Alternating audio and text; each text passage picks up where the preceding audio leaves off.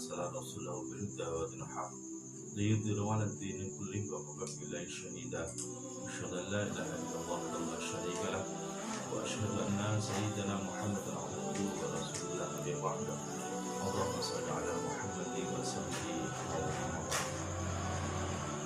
Alhamdulillah, alhamdulillah pada kesempatan ini kita melakukan Islam memberikan kesempatan untuk nafas yang segar di pagi hari ini. Semoga Allah Ta'ala melimpahkan rahmat dan berkahnya pada kita sekalian, sehingga kita bisa bermanfaat di dunia sebagai bekal untuk ibadah Allah. Rasanya hal yang terpenting dalam hidup ini, kita memang diciptakan oleh Allah ini sebagai hamba Allah.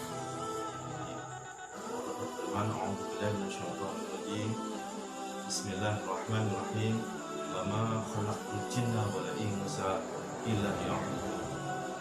Dan tidaklah aku menciptakan jin dan manusia melainkan untuk beribadah kepada. Nah, bentuk penghambaan kepada Allah Ta'ala yakni dengan bersujud. Sehingga manusia itu harus pernah bersujud. Itu adalah bukti sebagai hamba. Seburuk apapun, kalau orang itu sudah mau bersujud, maka dia akan punya harapan. Karena min asari sujud, jadi bekas-bekas sujud itu yang berupa cahaya. Dan yang menjelaskan para buka itu maksud cahaya di dalam wajah orang tersebut karena pernah bersujud. Walaupun kadang juga ada sampai batuknya hitam gitu ya. Itu ya memang ya bisa saja karena saking lamanya atau karena yang lain, tapi bekas-bekas sujud itu ada, dan kemudian itu ada pada setiap orang yang memang yang mau bersujud. Alhamdulillah, maka kita harus menjaga bagaimana ibadah kita, sholat kita supaya tetap utuh. Karena dengan orang itu kalau sholatnya bagus, sujudnya bagus, maka akan berpengaruh di dalam perilaku hidup, hingga kemudian dia itu mau menerima syariat Islam itu dengan penerimaan yang tulus ikhlas. Tidak ada protes dan sebagainya, itu karena bentuk penghayatan dari bersujud. Karena muka itu kan dalam prototipe manusia, muka itu kan sesuatu yang paling mulia ini, sehingga orang itu bisa terluka kalau diludahi mukanya, ya tak? Orang bisa marah kalau ditempelin wajahnya.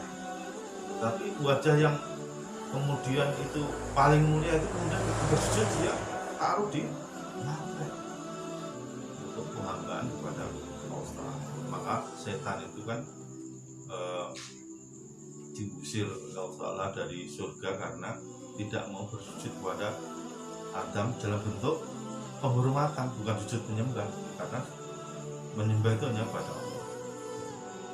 Tapi saat itu setan itu kan mungkin dianggap kritis gitu ya, karena menanyakan kenapa aku bersujud kepada Allah. Sementara para malaikat itu ya, beliau ya langsung mentaati perintah Allah tanpa bertanya tidak.